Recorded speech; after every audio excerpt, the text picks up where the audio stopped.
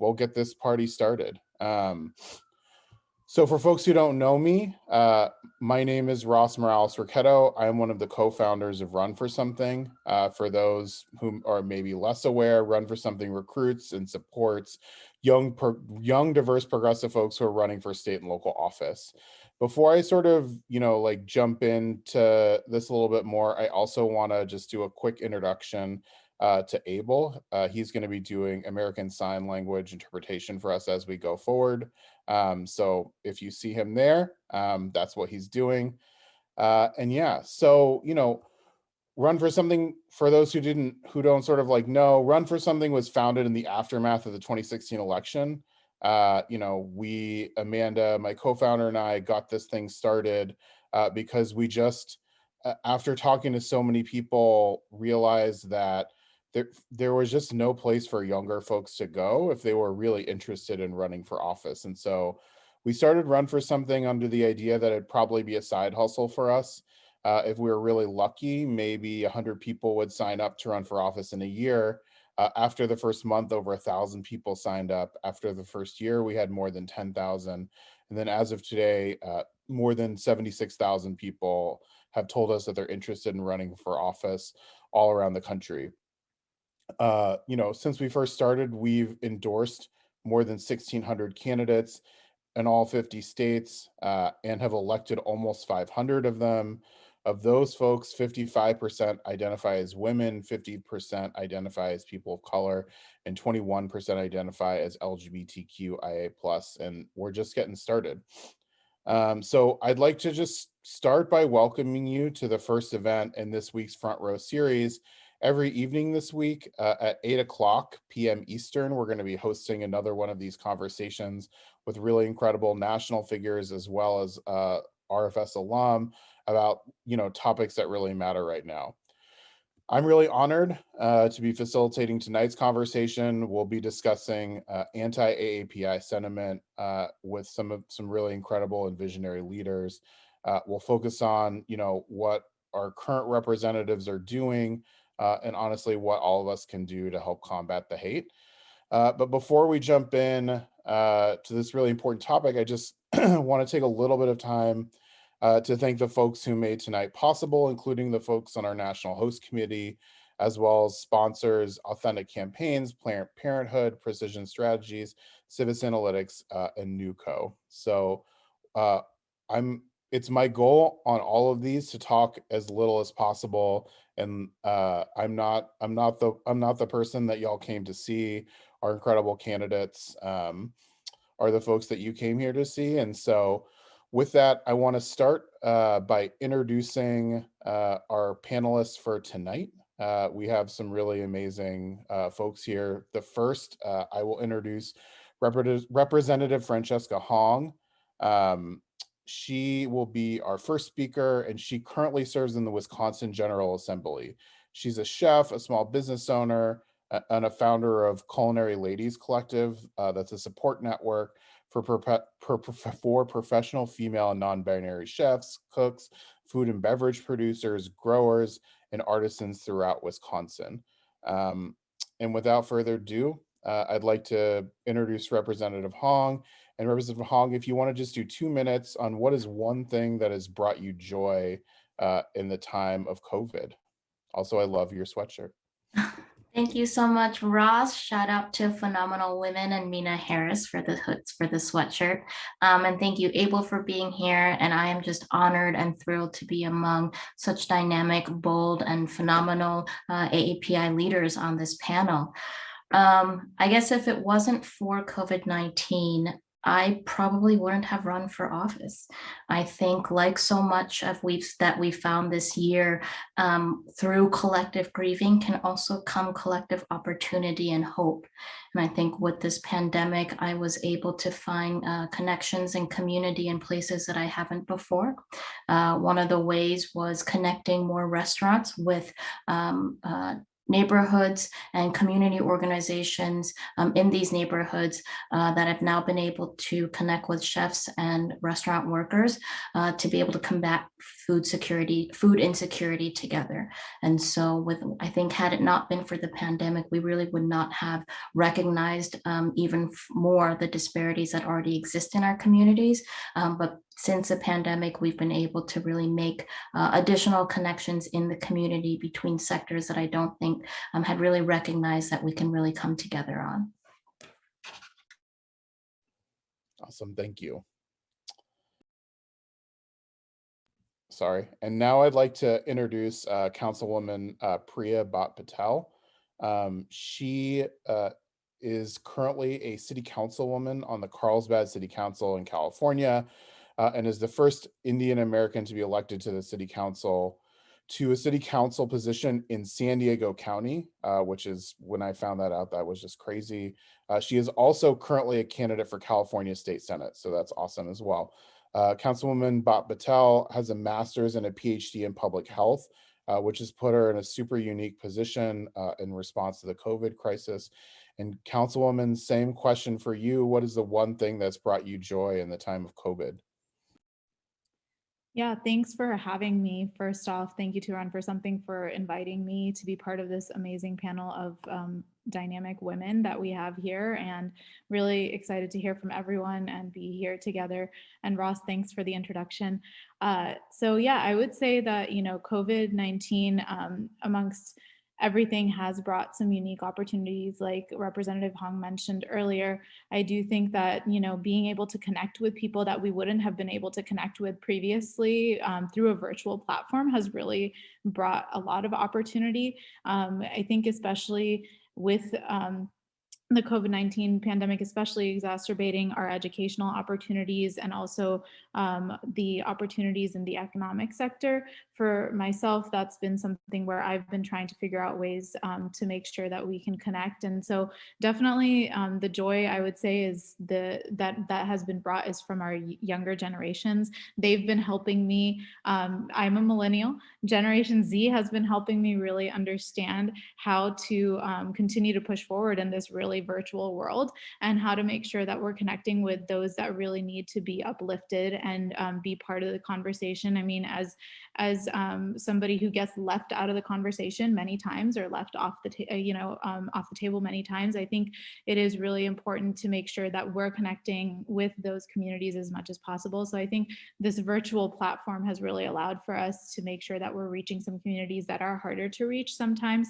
And so that for me has definitely brought me joy. And then I would be remiss if I didn't say that I had my child during this whole time. And so that has definitely brought me joy, and trying to push forward for him is something that I'm looking forward to doing.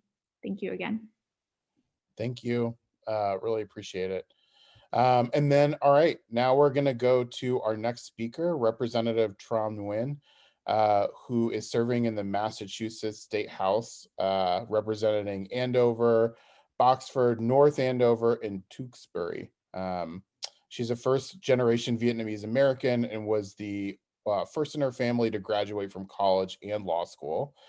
She was first elected in 2018 and is the first Vietnamese American elected to the Massachusetts House of Representatives, and the first Asian American woman to serve as vice chair of a committee. She was also recently nominated for the Emily's List Rising Star Award, along with a couple of other Run for Something alum. Just wanted to throw that in there. Yeah, Representative, same question to you. What is the one thing that's brought you joy in the time of COVID?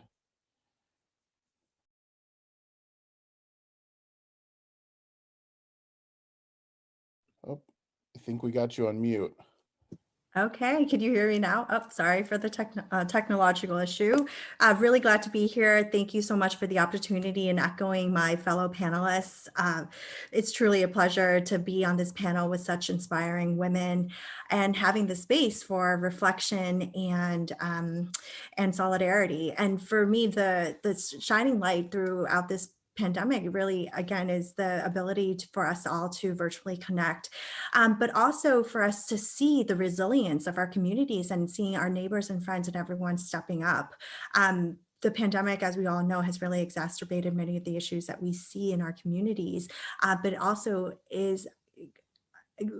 gives us the opportunity to invest in resources and take advantage of opportunities that are available to fix some of the issues. For instance, many folks are on unemployment, and we use that opportunity to fix the unemployment system and do what we can to set us up for success in the future. And of course, we have to work to support working families and small businesses and rebuild our economy in a way that is equitable.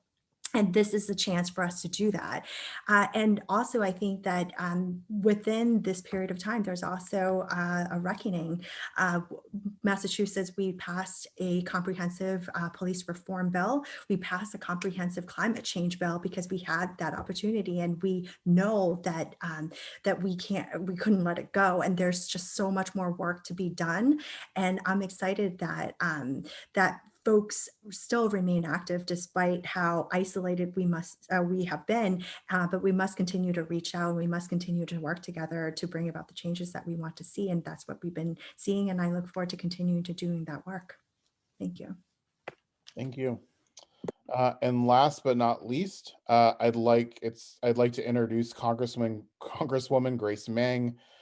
She was first elected to Congress in 2012, and she's the first and only Asian American member of Congress from New York State. She currently serves on the Appropriations Committee and is the vice chair of its subcommittee on state and foreign operations. She's passed several pieces of legislation into law, including laws around religious freedom, making Queens historic sites part of the National Park Service, striking the word Oriental from federal law, and protecting public housing residents who need heat. So Congresswoman, really excited to have you. And the same question for you. What is the one thing that's brought you joy in the time of COVID? Thank you so much to Ross and Amanda and everyone at the Run for Something family. It's such a privilege for me to be with all of you, to the wonderful leaders who are on the call today. I will say that I represent a really diverse community here in Queens, New York, probably one of the most diverse in the country. And what this pandemic has made me realize is that oftentimes, even though our communities are diverse, we aren't necessarily as interconnected as we should be or could be. And because of so much of the pain that our communities and our country has been through just in recent months and years in my district, and of course across the country, where we've been able to gather different communities together to march against anti-Semitism, to march for Black lives, and now to stand up in solidarity with the Asian American community. And those are opportunities that have risen out of challenges and of much pain. But I think that these are necessary conversations and actions that are long overdue in my state of New York and across the country. And it brought me a lot of joy to see these communities, in many cases, come together and work together for the very first time. Awesome. Thank you, Congresswoman. And if everyone wants to bring up their cameras, we're going to get to the panel portion of the evening. Before that, I just want to remind everyone that you can ask questions of the panelists. There's a Q&A button just below. Click on it, write your questions in. I'll be taking them once we get to the end of the first part of this Q&A session. With that, our first question, Congresswoman, is for you. In the green room, we were talking a little bit about this. You introduced the COVID-19 Hate Crimes Act, which seeks to not only protect the AAPI community, but to celebrate it. So can you just tell us a little bit about the legislation and why you chose to construct it the way that you did? So the legislation that we are trying to get through Congress now does a few things. One, it provides funding to local community organizations.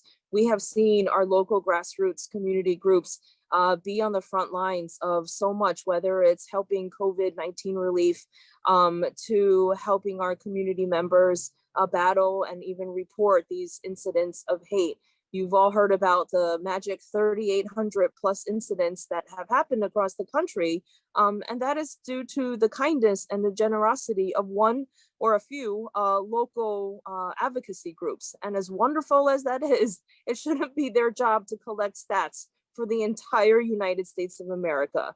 And so the legislation also provides dedicated personnel and resources at the Department of Justice so that someone's actually collecting and analyzing this data.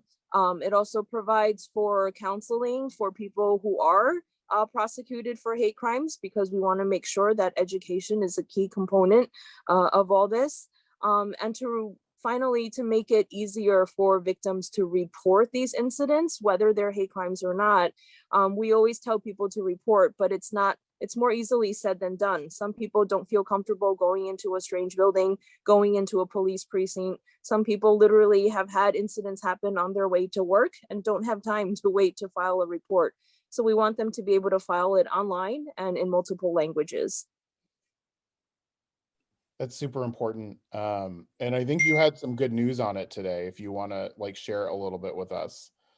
Oh, the road to a bill becoming a law is extra long in Congress, but it has cleared the first hurdle in the Senate. Hopefully we'll clear the last hurdle this week. Oddly enough, it's been bipartisan so far, so I remain hopeful. And then within the next 2 weeks, it should go through the House as well. Awesome. That's really good news. This next question is for everyone, for all of y'all. So I'm just going to let y'all jump in and answer it as sort of as the mood strikes. There've been a lot of conversations about anti-Asian attacks, 3,800 reported hate crimes, 68% of which were against women. But the violence isn't new. So how have you seen the narrative around these conversations changing over the last few months, and sort of how have y'all reacted to that?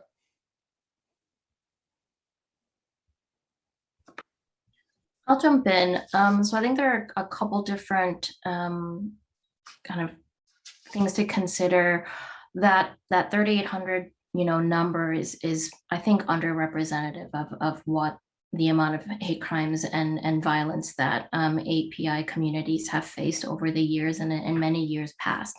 And so the narrative surrounding what constitute hate has actually led to a broader conversation about how and Congresswoman Meng mentioned this before, how interconnected our communities are when it comes to facing racial violence, and that we need to name it as racial violence. On a local level here, I have had actually quite a few parents who have, because Asian Americans have traditionally and kind of stereotypically been seen as a model minority and given resources if they assimilate further, to not have conversations surrounding race within the family. And so locally, I've heard from a lot of different community members asking questions about, I'm fearing for my kids, I'm fearing for my parents, I'm fearing for my grandparents, and I'm not quite sure how to have these conversations. And so,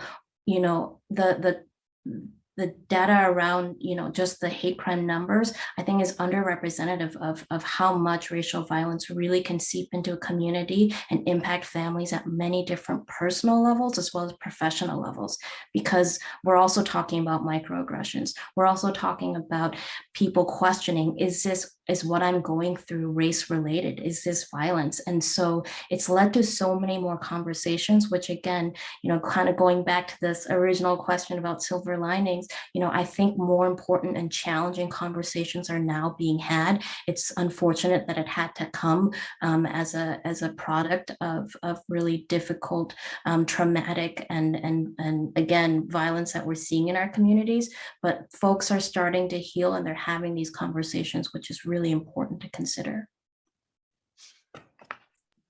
I want to jump in and go ahead.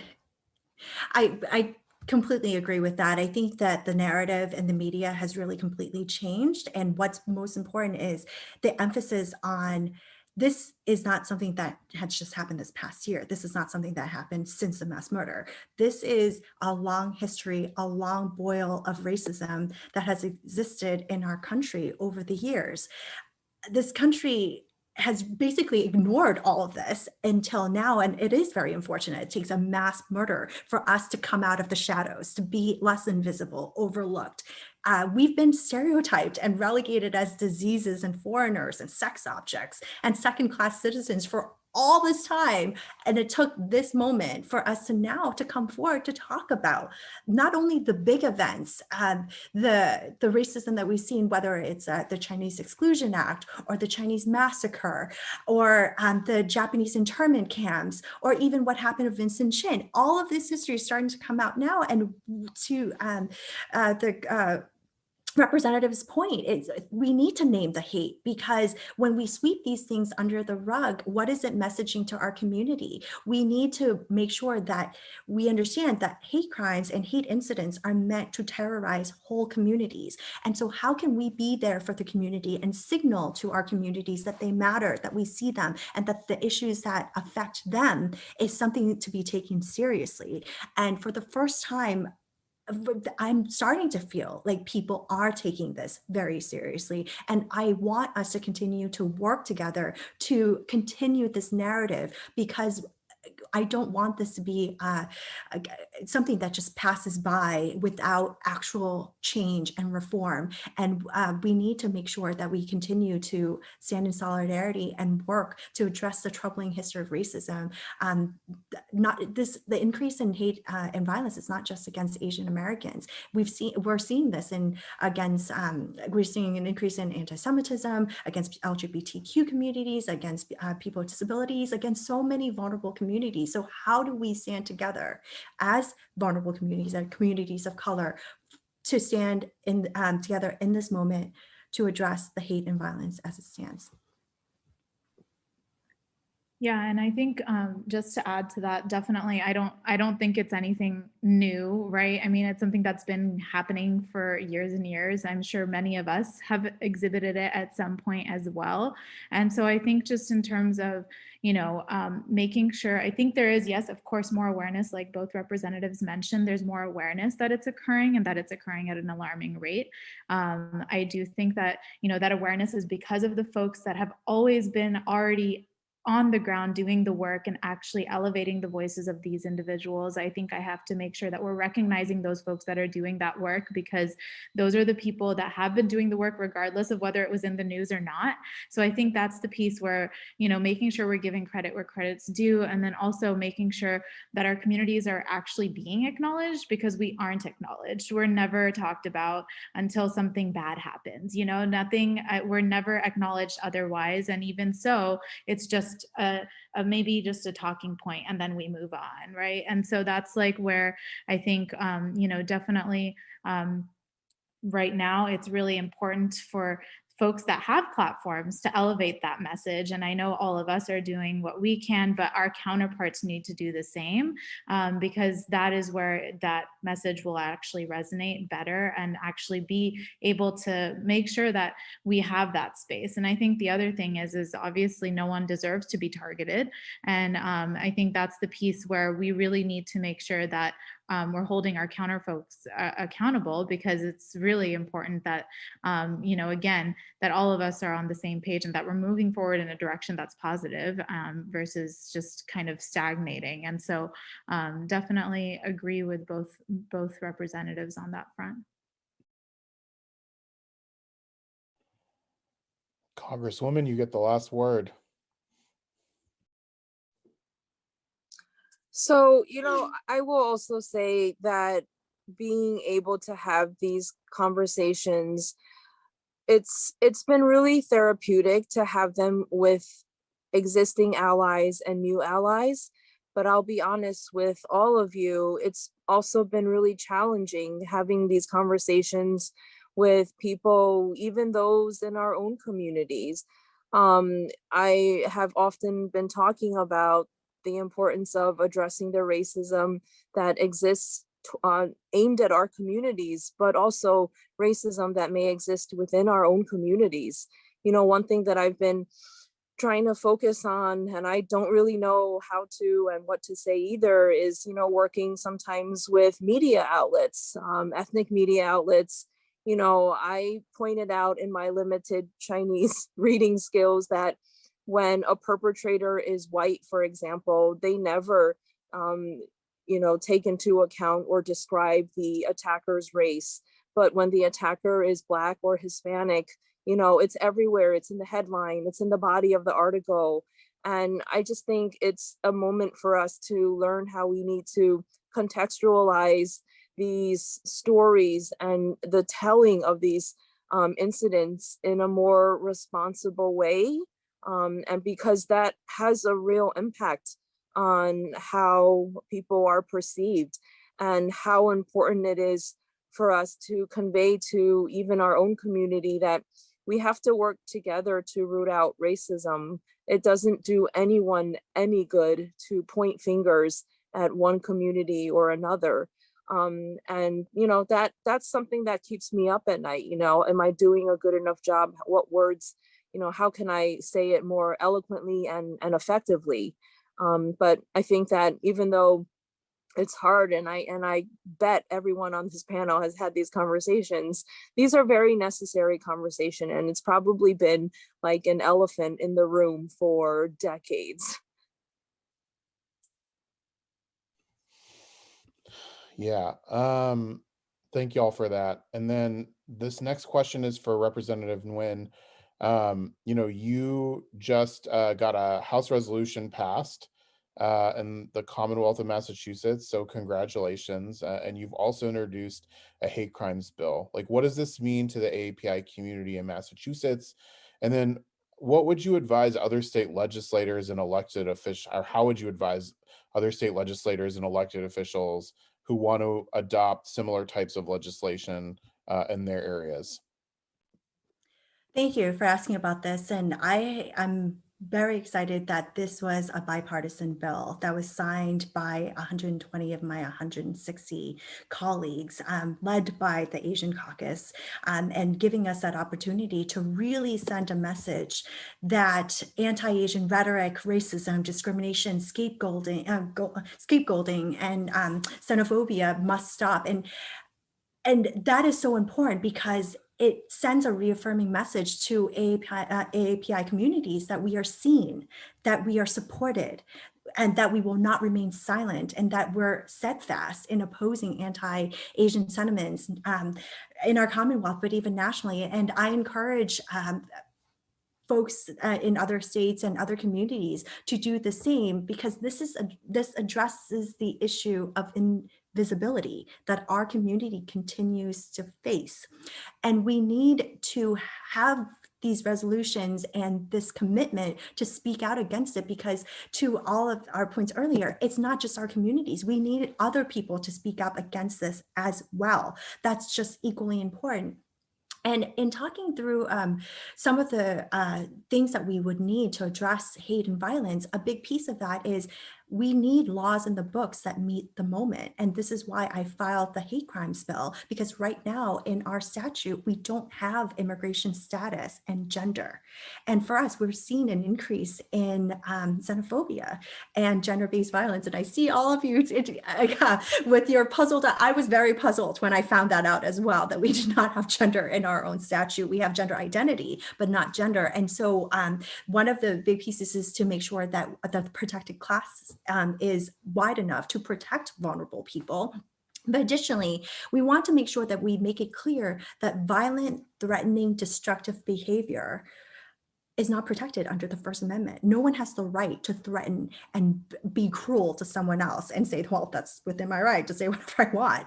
That's just not how the law works, and we want to make that clear. Furthermore, it is important for us to realize that when people commit crimes, they may have multiple motivations. As we saw in the mass murder in Atlanta, where 8 people were killed, 6 of whom were Asian women or women of Asian descent, the killer said that he had a sex addiction and he had a bad day, and his words were taken at face value, where the result clearly shows that there was bias, and he could have been motivated by bias. And we want to make sure that in those instances where there are multiple factors, multiple motivations, if one of which is bias against a protected class, it should be be allowed to be prosecuted as a hate crime. And that gets to the underreporting and the under-prosecution of hate crimes as we continue to see now. But I could continue to say to folks that the hate crimes bill is just one piece of the puzzle. There's so much more that we need to do to get to the root of hate and violence. Of course, we need to have better data collection. And in fact, we also need disaggregated data because we know that the Asian American community is not a monolith, right? Folks, they're people who are very well-to-do, but myself, I came here at 5 years old as a refugee from Vietnam. My experience as a Southeast Asian is very different. And we want to be able to capture that and talk about what resources certain communities need. And we don't want to be presented to the general population as like successful groups that really don't need support or any resources, because we know that's so far from the truth. And how do we work to address these issues of social justice, economic justice, and language access for our community so that we can build on the progress of our community in addition to really naming the crime for what it is. And furthermore, we need better education too. So I've also filed a bill to have more culturally and socially, racially, socially, and culturally inclusive education at the K-12 level to teach children comprehensive history that many of us did not get when we were in K-12. And I know I didn't learn this until I went to college.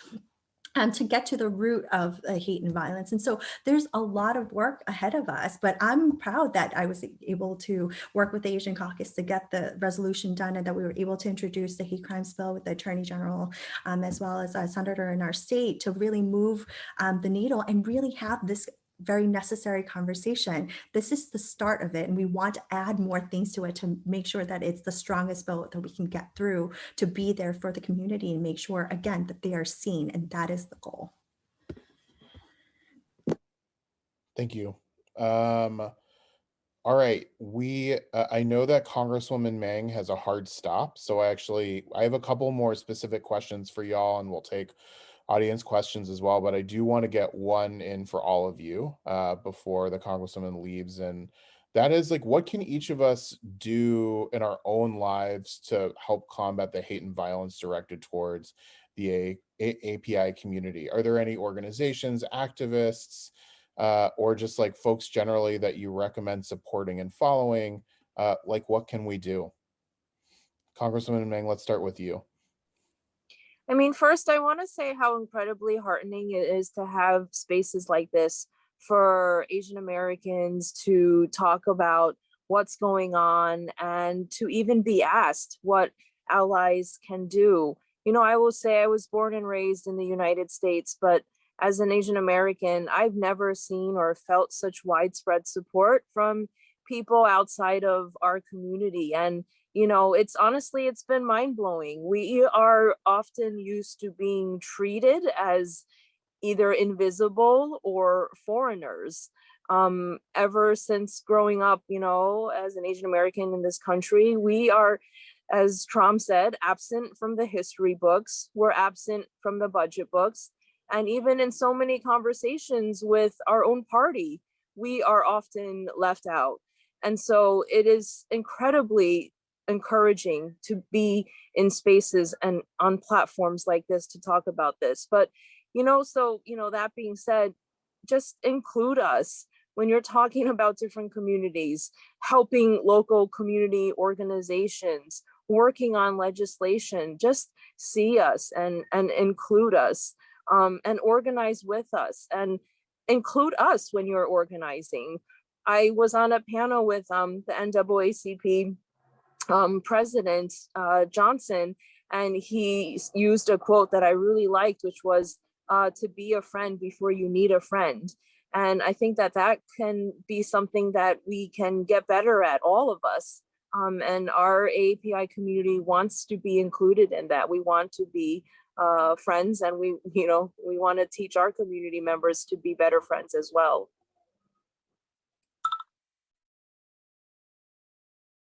That's a lovely sentiment, and whoever wants to jump in should just jump in right now. Thanks, Ross, and thanks so much, Congresswoman Meng. I agree that inclusion right now is definitely priority. I know that I think elevating API leadership is also very important. And there are definitely so many different ways to do that. At local levels, I know there are grassroots organizations here in Wisconsin. Freedom Inc. has been phenomenal in their work, especially with Black Asian solidarity and really uplifting Asian women, specifically Southeast Asian women. But also, I think it's important when I say elevate API leaders in that make sure that when you're organizing, you're sharing organizing resources, right? I think there hasn't been, at least at our local level here in Wisconsin, as much API organizing. And part of it is just a lot of times folks who are marginalized or siloed don't have time or energy to give to organizing that I think folks who are in more privileged classes or communities do. And so sharing those resources is part of that inclusion. And then, massive shout out to Connie Nguyen and AAPI Women Lead. I think organizations that are looking specifically at tackling poverty, housing, food insecurity, you'll see that a lot of that cross-community solidarity is happening when it comes to resources for basic needs that folks need right now. And so really making sure that we're, helping with direct resources there. And then again, elevating current leadership and encouraging API community leaders to maybe run for office as well is a big part of what we can do to build more solidarity. Yeah, and if I can kind of dovetail off of that, I do think definitely it's really important to make sure that folks, especially with AAPI women, making sure that if there are AAPI women that are wanting to run for office, that you are supporting those individuals, because we get written off quite a bit, right? And so I think that's the piece where it's like, how do we make sure that we are elevating those voices, that we're being represented, that you are, actually, I know we have some performative allies sometimes, so making sure that those allies are actually allies and actually putting their money where their mouth is. So I think, I'm going to be a little forthright on that front, but I think just making sure that we're doing that. And then the other piece is, this is more along the lines of, if you see something or hear something, say something or do something, that's a big thing. Bystander intervention training, I know there's been quite a few out there, so there's those that folks can take. And then here in San Diego, there are a couple of different organizations, Asian Pacific Islander American Public Affairs that does a lot of work, great work in the community, and then Asian Pacific American Coalition. They do a lot of education and empowerment through voter involvement and engagement. And then definitely love that you brought up AAPI Women Lead. That's one that I know I've been sharing a lot of resources within our own community about. A lot of folks actually don't even know what AAPI means in my community. So I've been trying to share as much as I can to explain how diverse AAPI communities are. And so I think definitely, just being able to acknowledge that diversity within our own conglomerate is very important, like was mentioned earlier.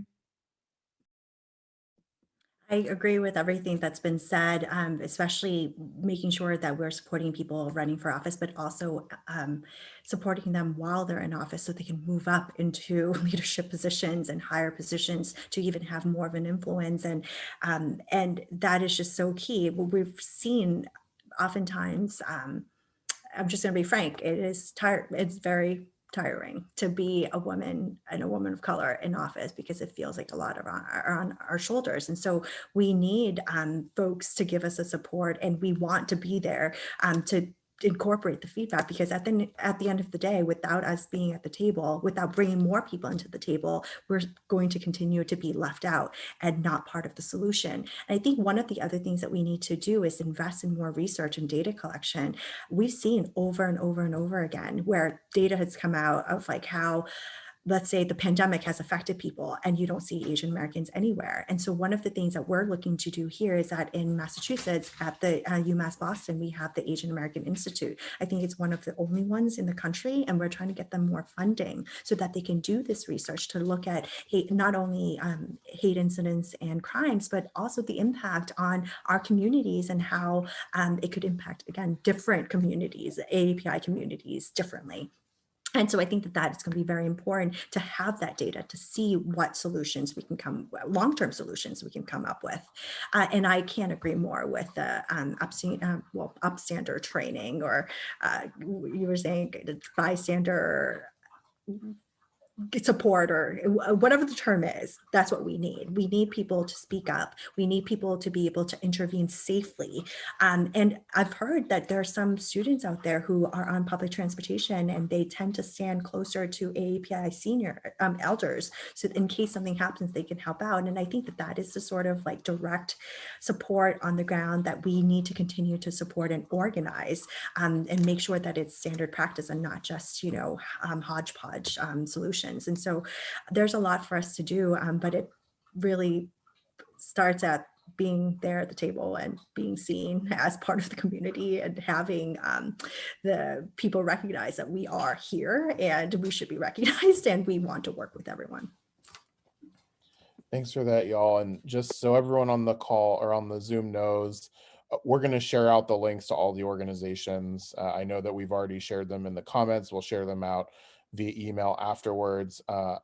Congresswoman Meng, I know you have a hard stop, so I just want to take this opportunity to say thank you so much for joining. It's a real honor to have you join us. And also, just for folks who don't know, Congresswoman Meng also got to Congress by way of being in the New York General Assembly. So we also have a connection to down ballot work from her as well. So thank you so much for being here. Thank you, everyone. Keep up the great work. All right, we are gonna continue. So we just asked an individual level question: what can individual folks do to be supportive right now? I want to take this sort of to a slightly higher level, which is, I know we've talked a little bit about this in a few of the answers, but what can government at all levels do right now to be supporting the AAPI community, and what things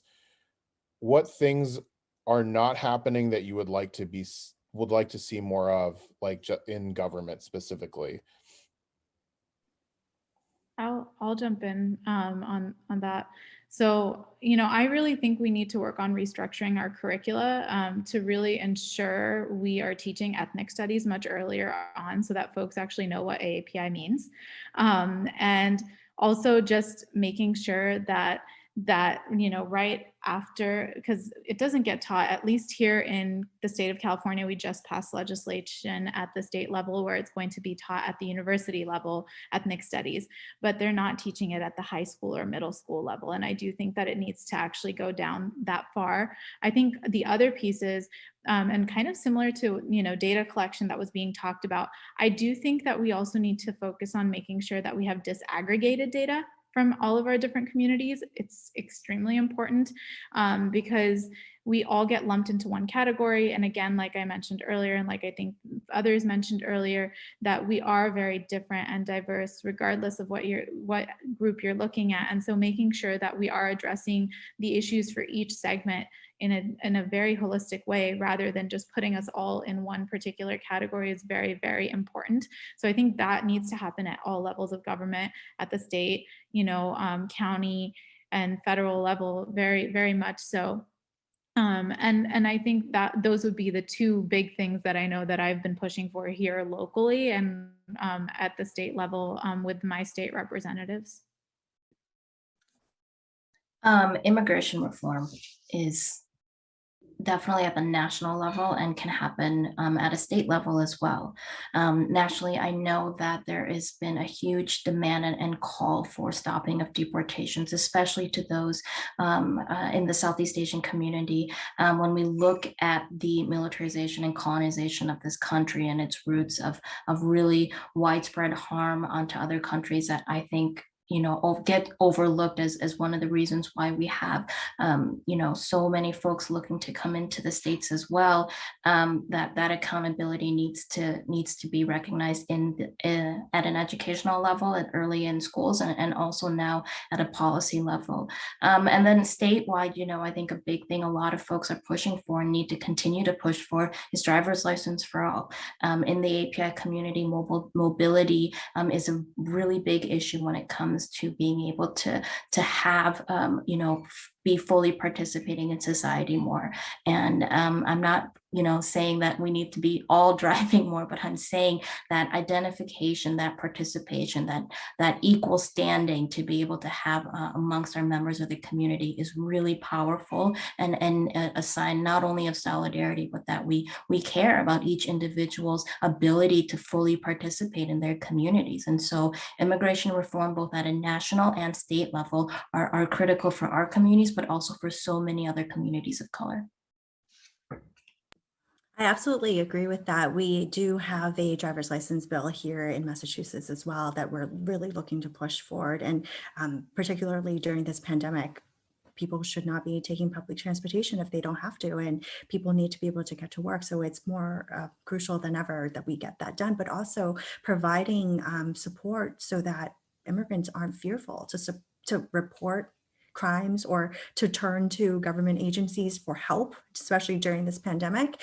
And so what can states do to ensure that there is a better relationship and that people, regardless of their status, know that they're protected, that they can get the help that they need when they need it.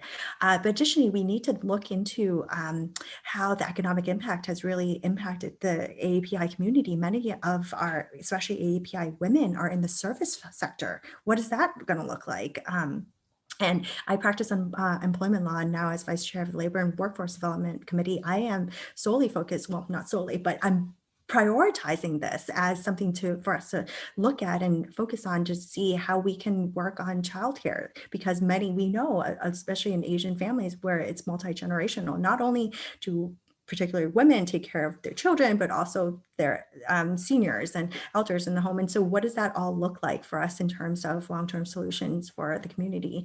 And frankly, we need representation, and that means an AAPI at the cabinet level. So fully supporting that effort to make sure that that happens. And I think that that's what's missing. That's what we need to push for. So for all of us to be at not only all different levels of government, but all levels of leadership, so that we can bring these lenses to the conversations. I know that Congresswoman Meng has been a champion of the issue, the fact that there are no AAPI cabinet level appointees from the Biden administration, and so just applause to her, even though she's not on anymore, for that. The next question that we have is for you, Councilwoman Bhat-Patel.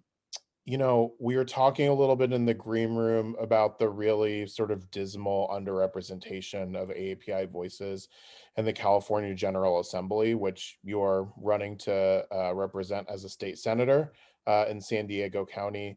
What more can we do? What can be done both just like at an individual level, but also at a larger level? Yeah, that's a great question. So what we've been doing, we've been holding virtual conversations that our youth and local organizations are actually leading, so that folks have the opportunity to engage with people. A lot of our interns have been leading those conversations, and they are folks that are of the AAPI community that are, leading those conversations and sharing local resources to ensure that we are centering the voices of those affected and highlighting whatever is available to folks. And then honestly, I would say, like I mentioned earlier, our youth are really the ones that bring us together and are pushing us forward in the right direction to make sure that these conversations are being had in spaces that really, where they should frankly be had. And I think local officials can help lead in solidarity by actually looking to their AAPI counterparts and standing beside them to elevate their voices. I know I mentioned that earlier, but I do think that our white counterparts especially need to let us have this moment in time for our communities to really heal, build, and grow. I think it's really important for them to ensure that.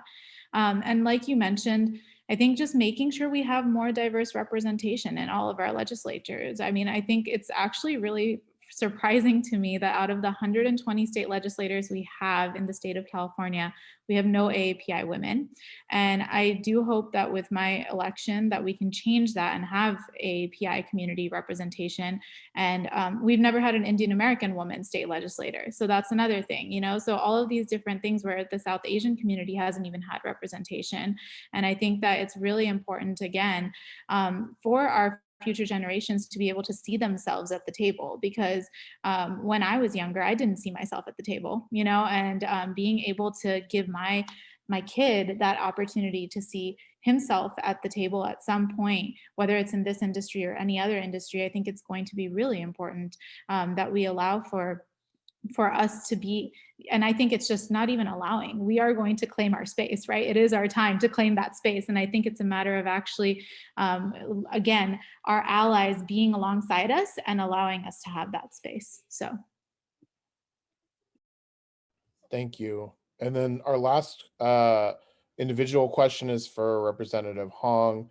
Last but not least, you know, you've talked a lot about how Asian Americans have been, you know, and Asians generally have been scapegoated for the COVID-19 pandemic, and how a lot of the anti-Asian hate has been sown and exacerbated by the previous administration. I'm not even gonna like say his name. You know, why do you think it became so straightforward for like so many on the right, and why do you think like so many have, you know, just like jumped to blame, you know, their AAPI neighbors for the pandemic? And what can we do about what can we do about that, especially like as we go out and talk about it, you know, like as, you know, like allies? Yeah, Ross, thank you so much for this question. It's complex, and I first want to acknowledge that, you know, Asian identity is personal and complex. It's something that I still grapple with and I reckon with. And one of the reasons is this constant feeling that I don't belong, this perpetual feeling of being a foreigner. And I think what happened with some of the rhetoric of 45 is not only did this really just root into and double down on the hate, but recognize that in times of fear, which is what, you know, during the pandemic, so many people are constantly feeling fear. You want to be able to rationalize it. And we were scapegoated. Many of us in the Asian American community were scapegoated because it was easier to blame someone else than to blame yourself. So it was this failure in leadership. It was recognizing that Asian American identity is fragile and vulnerable. And what white supremacy does is it capitalizes on that fragility of those who are vulnerable, those who may already feel like they don't belong, when we are all on stolen land, first of all. And so that entire notion is just very absurd. I'm currently on occupied Ho-Chunk land here in Madison. And so I think it was just a myriad of things. And with hateful rhetoric and just doubling down on hate, it becomes easier to find places to displace failure in leadership. And what do we do about that now? We can absolutely combat hate by doubling down on kindness, compassion, and empathy. But that doesn't mean we're not fighting in solidarity as well. Just because we're showing compassion to our neighbors, recognizing that when communities come together, we have more resources to be able to educate folks on what our experiences are like, recognizing that there is strength in diversity because we each have different ways that we can participate, that we figured out how to participate even when we have fewer resources. And then to realize again that, you know, the fear that has been sown by this pandemic and white supremacy, that can be dissipated, but it has to really come from embracing this ability to recognize solidarity amongst different communities of color, you know, and combating it as well by finding more resources for a lot of the ways that our communities suffer, right? By investing in housing, by recognizing poverty as being really a huge factor into what has caused so many problems for our communities that are often marginalized, and recognizing that that's something that we can choose to change. And when you recognize that there's power in choosing to change, you can overcome that hate. And so I really do believe that in order for us to progress and move forward and recognize that, you know, racial violence and white supremacy, you know, naming it first and then moving past it by coming together in solidarity, are ways we can grow from what has tried to be sown as through hateful rhetoric in the previous administration, and recognizing that we are better than this and it doesn't have to be like this. Thank you. All right, I'm gonna try to have my cake and eat it too, or whatever the saying is. I'm gonna try to get 2 questions in relatively quickly. Tyler asked a really awesome question that I'd love for y'all to talk about. And then I have one more. I want to end it on a slightly lighter note, so I have one more very fast question afterwards, and then we'll wrap this up. So, the question from Tyler is, what do you think other Black, Indigenous, people of color can do on the ground to support the AAPI community in the fight for justice? And how can we make sure that movement to do that is intersectional, especially when we're dealing, with like a lot of historic discrimination that's happened in a lot of different directions? I would say that showing up is a big piece of the puzzle, and to show people that that we are showing up together. And so one of the things that we did over a year ago, right when the pandemic hit, right when we started seeing the increase in anti-hate and violence, we held a press conference at the State House where we stood together with our Black and Latino caucus in the legislature, but also electeds of color from all across the Commonwealth, to show that we are standing in support of the AAPI community. And I hope that our community would also show up, just as when we worked on the police reform last year, we showed up and let the Black and Latino caucus take the lead, but the Asian caucus showed up to show that we are supporting the many measures that would increase accountability and bring about the necessary training and reform needed. And so in all of this, the important thing is to be there so that we can all be a part of the solution and be able to give our input and make sure that people recognize that we are people of color as well. It hurts me when I hear some Asian folks don't see ourselves as people of color, and then other people don't also see us as people of color. We need to change that narrative. We need to make sure people realize that we are in this to fight for racial justice, social justice, and economic justice, for housing, transportation, and everything else that cuts all of us across the board. And so where do we find this commonality, and where can we put our resources to push for these so necessary changes that would benefit all communities?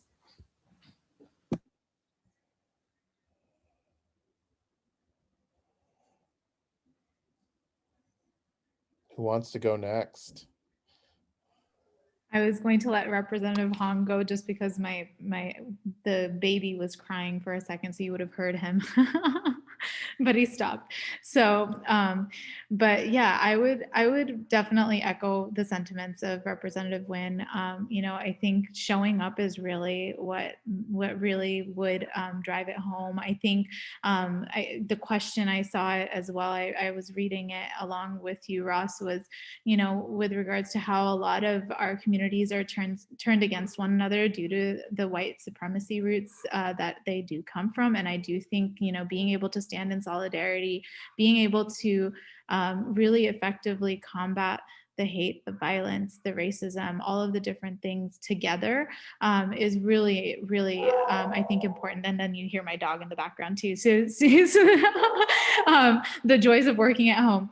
And so I think definitely I would say that would be the biggest thing. And again, yes, definitely being recognized as, people of color, especially for my Southeast Asian counterparts, I think is really important because I think, folks don't necessarily recognize them as such. And I think it's very important to do that. So thank you for bringing those up, Representative Nguyen. Yeah, and absolutely, Councilwoman Patel and Representative Nguyen, that inter-community solidarity is so critical in being able to combat white supremacy. And we know that white supremacy also impacts white people, that it is, when you look at the conditions that create, folks living in poverty and folks unable to participate fully and really attain the economic security that every single person in this country is deserving of. When we recognize that our strength in diversity comes from not only combating white supremacy, but actually seeing one another as humans, as being fully participating, knowing that when we have the solidarity with our communities, that we're able to achieve so much more. And it's our job as electeds to really make sure that folks have the resources and the agency to be able to do that, because it's not only about just all coming together and being together all the time, right? We want to be able to provide individuals in the community with the agency to participate as fully as they would like, but we're only going to be able to attain those resources if we recognize that being pitted against each other is a product of white supremacy. And so working together in solidarity, coming out of a scarcity mindset, and really recognizing that when we uplift each other's communities, it's how we're going to move forward to provide more for our communities. All right. Very quickly, last question. What is giving you hope right now? Youth leadership. The organizations across all of our different universities in this state, seeing the students come together in coalition building and really lead unapologetically, and with fierce just courage, recognizing that they will not be defined by their age, they will not be defined by experiencing multiple crises all the time throughout most of their life, with everything that's been desensitized and normalized when it comes to racial violence, when it comes to gun violence, when it comes to poverty, which in itself is a form of violence. The resiliency in our youth and their leadership is what is giving me the most hope, and what I know is going to provide for a better future.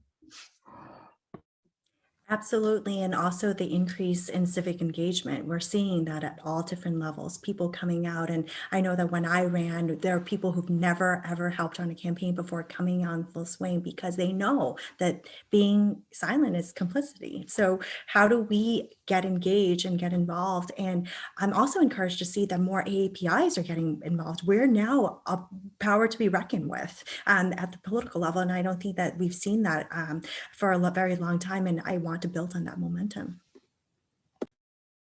Yeah, completely echoing the sentiments of both representatives. I definitely am very, very excited about our young folks continuing to stay involved and get involved and be very civically engaged. And, of course, the AAPI community, especially, I'm seeing Indian Americans getting very much involved, and especially here in San Diego County, which is really exciting. And I do think that, our future leaders are the ones that are leading right now. And I'm sure we're also honored to stand beside them as we're demanding for bold change and action, which really does need to happen. Thanks, y'all. All of you rock. This has been so lovely to get to be, like a part of this conversation.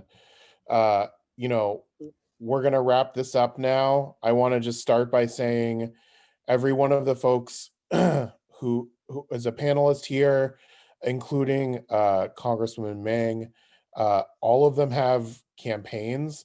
All of them have to get reelected. Some of them are running for new offices right now.